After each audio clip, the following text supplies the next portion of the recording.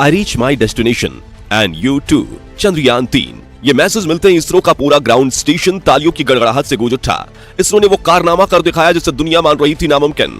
चांद से आए कामयाबी की तस्वीर। अब शुरू हुआ मिट्टी से लेकर एलियन तक की खोज का महाप्रयोग। दोस्तों, जैसा कि आप सबको ये न्यूज मिली गई होगी कि हमारा चंद्रयान-3 चांद के दक्षिणी ध्रुव इलाके में सक्सेसफुली सॉफ्ट लैंड करने के बाद अब रोवर चांद की खौफनाक धरती को छानना शुरू कर चुका है। इस बड़ी उपलब्धि पर देश के पीएम और सभी राज्यों के सीएम खुद, साथ ही साथ दुनिया की सभी space agencies, NASA, Roscosmos, China और यूरोपीय अंतरिक्ष एजेंसी इसरो वैज्ञानिकों को बधाई दे चुकी है। इन सब चीजों से पता चलता है कि ये कितनी बड़ी अचीवमेंट है और अब सभी इस कामयाबी को लेकर इतने ज्यादा खुश और उत्साहित क्यों हैं। लेकिन हम आपको बता दें कि इस मिशन को अभी पूरा नहीं किया गया है। अब आगे चंद्रयान-3 मिशन को पूरा करने के लिए और क्या क्या करेगा, ये सक्सेस हमारे देश के लिए इतना महत्वपूर्ण क्यों है और साइकिल पर रॉकेट ढोने से लेकर चांद पर पहुंचने तक इसरो का ये सफर कितना बेमिसाल रहा है, आइए इस सब के बारे में डिटेल में जानते हैं।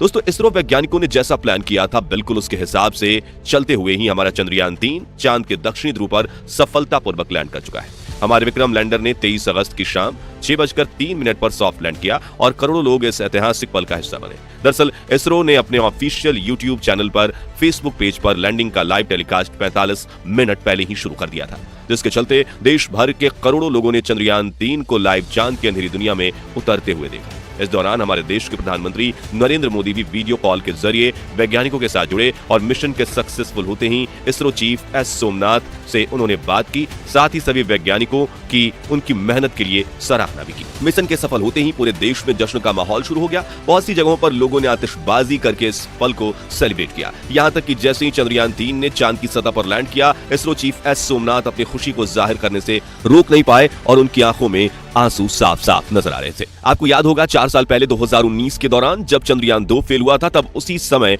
इसरो के चीफ K-7 की आंखों में आंसू थे। लेकिन फर्क सिर्फ इतना था कि तब वो आंसू गम और अफसोस के थे, जबकि अब की बार ये आंसू खुशी के आंसू थे। और खुशी हो भी क्यों ना, चांद के दक्षिणी ध्रुव में लैंड करना एक बहुत बड़ी कामयाबी है और इस मिशन की सक्सेस के चलते इसरो की गिनती दुनिया की सबसे बड़ी और एडवांस स्पेस एजेंसीज में की जाएगी। लेकिन दोस्तों, यहाँ इस मकाम पर पहुंचना इसरो के लिए कोई आसान काम नहीं रहा, बल्कि इसरो की ये कामयाबी एक ऐसी इंस्पिरेशनल स्टोरी है जो सदियों तक सुनाई जाएगी। दरअसल इसरो की नींव साल 1969 में रखी गई थी। ये वो दौर था जब अमेरिका और सोवियत यूनियन के बीच एक स्पेस रेस चल रही थी और दोनों देशों के बीच एक कंपटीशन छिड़ा हुआ था कि चांद पर इंसानों को सबसे पहले कौन भेज पाएगा। तब इस फील्ड में भारत का दूर दूर तक कोई नामो निशान नहीं था। उसी दौरान हमारे इंडिया के फेमस फिजिसिस्ट और एस्ट्रोनॉमर विक्रम साराभाई भारत का पहला रॉकेट लॉन्च करने के लिए एक परफेक्ट जगह ढूंढ रहे थे और उनके कोलीग व हमारे भारत के पूर्व राष्ट्रपति एपीजे अब्दुल कलाम इस काम में उनकी मदद कर रहे थे। ये वो टाइम था जब इसरो के पास एक छोटा सा रॉकेट लॉन्च करने के लिए खाली जमीन तक नहीं थी। और आप ये जानकर हैरान रह जाएंगे कि भारत के पहले रॉकेट व उसके पार्ट्स को लॉन्च पैड तक लाने के लिए साइकिल और बैलगाड़ी का यूज किया गया था।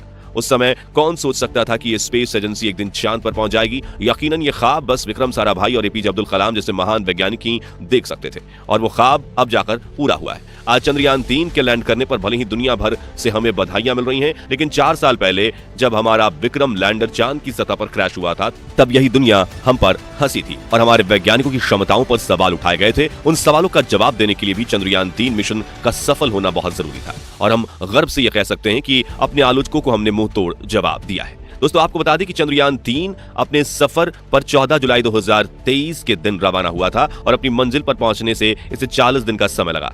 आप में से काफी लोगों के मन में यह सवाल आ सकता है कि चंद्रयान को चांद पर पहुंचाने में इतना ज्यादा टाइम क्यों लग गया। असल में दोस्तों, इसका कारण यह है कि इसरो का टारगेट सिर्फ चांद पर पहुंचना ही नहीं, बल्कि बहुत कम बजट में इस पूरे मिशन को अंजाम देना था। उदाहरण के लिए रूस का लूना 25 10 दिनों के अंदर चांद पर पहुंचने वाला था। उसका बजट चंद्रयान-3 के बजट से लगभग 3 गुना ज्यादा था, लेकिन फिर भी वो ये कारनामा नहीं कर पाया और लैंडिंग के लिए तय किए गए समय से 2 दिन पहले ही क्रैश हो गया। जबकि हमारा चंद्रयान भले ही धीमी गति से आगे बढ़ा, लेकिन इसने मंजिल पर पहुंचकर दिखाया। दरअसल इस मिशन के दौरान चंद्रयान-3 ने फ्यूल की जगह पृथ्वी और चांद की ग्रेविटी का इस्तेमाल ज्यादा किया, जिसने मिशन का कॉस्ट बहुत ही कम कर दिया और इसरो ने नामुमकिन बजट में इस मिशन को मुमकिन कर दिखाया। आपको ये खुद जानकर हैरानी होगी कि जितने पैसे में इसरो चांद पर पहुंच गया, उतने में तो आज एक फिल्म बनकर तैयार होती है। दोस्तों, जिस समय चंद्रयान 3 अपनी टारगेट लोकेशन पर उतरने वाला था, तब लाइव प्रसारण देख रहे लोगों और इसरो के ग्राउंड स्टेशन में मौजूद वैज्ञानिकों की टेंशन सातवें आसमान पर थी, क्योंकि इस मिशन में सिर्फ इसरो ही नहीं बल्कि भारत का भी बहुत कुछ दांव पर लगा हुआ था। ऐसे में जरा सी गड़बड़ी पूरा खेल बिगाड़ सकती थी, लेकिन हमारे वैज्ञानिकों ने अपनी सभी कैलकुलेशन और टेक्नोलॉजी को सही साबित करते हुए चांद की दक्षिणी ध्रुव पर सफलतापूर्वक लैंड किया। इस मिशन को लेकर इसरो इतना तैयार था कि अगर कुछ गड़बड़ी होती तो प्लान बी पहले से ही रेडी कर लिया गया था। साथ ही हमें यह भी जानकारी मिली थी कि अगर प्लान ए में कोई दिक्कत आती तो इसरो लैंडिंग को वहीं रोक देता और फिर यह लैंडिंग अगले महीने की जाती।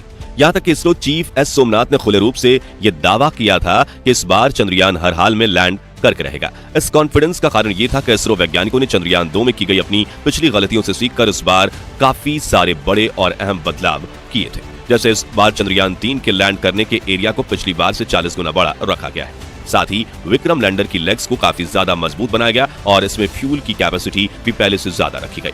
इसके अलावा ओवरऑल सभी सेंसर्स और कंप्यूटर सिस्टम भी ज्यादा एडवांस यूज किए गए।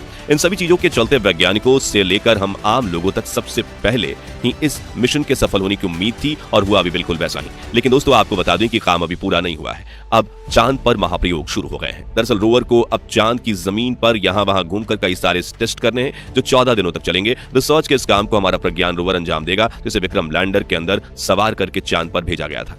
चांद की मिट्टी का सैंपल लेकर उसकी जांच करना, वहां के पत्थरों और चट्टानों पर परीक्षण करना होता है, वहां आने वाले भूकंपों का कारण जानना होता है और सबसे जरूरी चांद की अंधेरी दुनिया में पानी की खोज करना है। और यदि पानी मिलता है तो वहां एलियन होना भी संभव है। ये सब कुछ इस रिसर्च का हिस्सा रहेगा जो अगले 14 दिनों तक चलने वाली है। और इसके बाद हमारा चंद्रयान इन सारे परीक्षणों का डेटा इसरो वैज्ञानिकों को भेजेगा। ये काम पूरा होने के बाद चंद्रयान 3 मिशन को आधिकारिक रूप से संपूर्ण मान लिया जाएगा।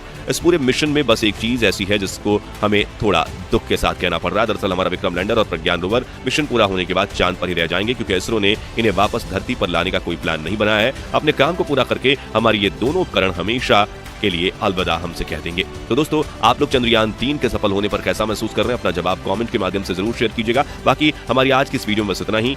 वीडियो अच्छी लगी हो तो इसे लाइक और शेयर जरूर करना, और अगर आप हमारे फेसबुक पेज पर नए हैं तो पेज को फॉलो जरूर करें। मिलते हैं जल्दी ऐसी एक और इंटरेस्टिंग वीडियो में, तब तक के लिए गुड बाय, जय हिंद।